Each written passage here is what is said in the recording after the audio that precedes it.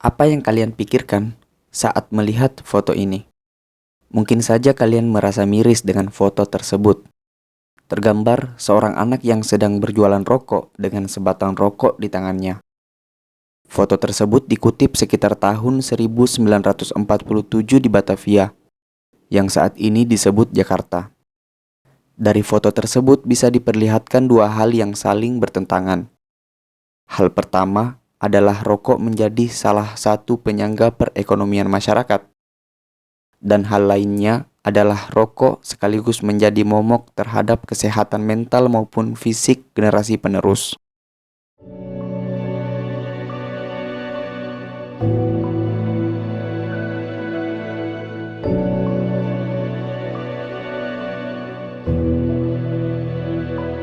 Kebanyakan orang setuju bahwa rokok tidaklah baik untuk kesehatan, termasuk para perokok itu sendiri. Mereka secara sadar menghisap rokok yang efek buruknya telah dikampanyekan di mana-mana. Tanpa membahasnya di sini, rokok memang secara nyata memberikan dampak yang tidak main-main bagi kesehatan manusia. Bahkan tidak sedikit yang berujung pada kematian yang terbilang tragis. Organisasi Kesehatan Dunia atau WHO mencatat sekitar 8 juta orang meninggal karena disebabkan oleh rokok setiap tahunnya. 1 juta lebih dari angka tersebut adalah orang-orang yang terpapar asap rokok atau yang biasa disebut perokok pasif. Tingginya angka kematian tersebut tidak mengurangi jumlah perokok di seluruh dunia. Bahkan jumlah tersebut didapat dari sebagian perokok pemula atau anak-anak yang tersebar di Asia Tenggara, termasuk di Indonesia. Ini secara nyata memperlihatkan bahwa rokok memiliki keterikatan yang cukup besar terhadap populasi manusia di dunia. Gaya hidup sehat yang berkurang, angka harapan hidup yang menurun, serta perusakan mental dan fisik generasi muda.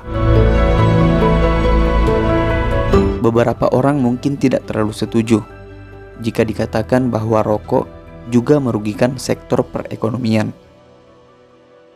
Namun hal tersebut memanglah benar adanya. Jika ditinjau dari segi pemasukannya, rokok memberikan sumbangsi yang cukup besar terhadap pajak dan cukai negara. Pada 2022 kemarin, CHT atau cukai hasil tembakau mencapai pendapatan di angka 209,9 triliun rupiah.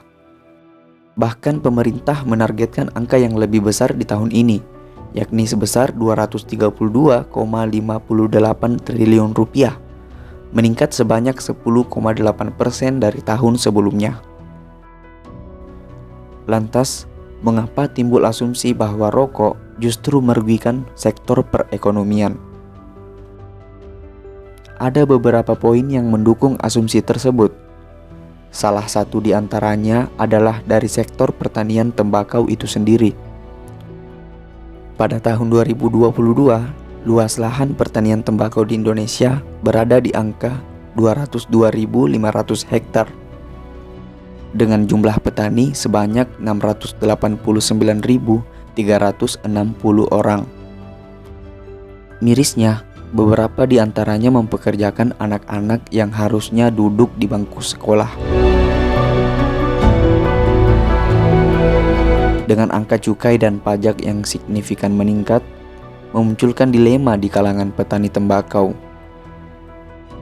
Petani dibuat rugi karena menurunnya harga pembelian dari pabrikan.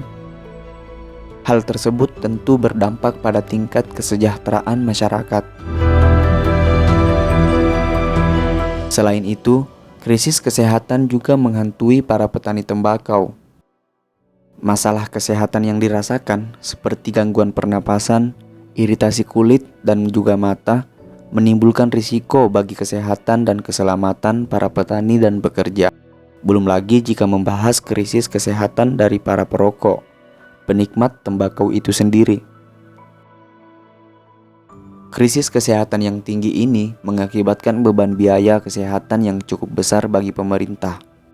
BPJS Kesehatan melaporkan bahwa penyakit akibat rokok memakan banyak anggaran asuransi kesehatan. Pada 2021, pemerintah mengatakan bahwa biaya kesehatan akibat merokok mencapai angka 17 hingga 27 triliun rupiah. Konsumsi rokok juga menyebabkan biaya ekonomi dari kehilangan tahun produktif yang sangat tinggi. Disebutkan bahwa berdasarkan survei pada tahun 2017, biaya kehilangan tahun produktif yang timbul karena penyakit, disabilitas, dan kematian dini akibat merokok diestimasi mencapai 374 triliun rupiah. Ini sungguh tidak sebanding dengan nilai pasar industri dari hasil tembakau. Inikah yang disebut dengan keuntungan? Munculnya asumsi lain bahwa rokok juga berpengaruh terhadap keberlangsungan generasi muda di Indonesia. Perilaku merokok cenderung identik dengan kenakalan, pergaulan bebas, depresi, serta turunnya tingkat kualitas hidup. Apakah langkah pemerintah dengan menaikkan cukai rokok efektif menanggulangi itu semua? Mungkin jawabannya tidak. Menghilangkan budaya merokok seperti upaya menyelami dan menggapai dasar lautan. Sangat sulit, bahkan cenderung mustahil. Merokok yang menjadi kebiasaan dianggap telah tertancap rapi pada pola konsumtif manusia. Manusia, rokok, dan industrinya sendiri telah menyatu menjadi sebuah sistem roda yang terus berputar. Rokok akan tetap ada dengan segala dampak buruknya bagi sistem kehidupan manusia. Rokok yang kadang diedukasi dengan iming-iming hal positif akan tetap negatif sampai kapanpun.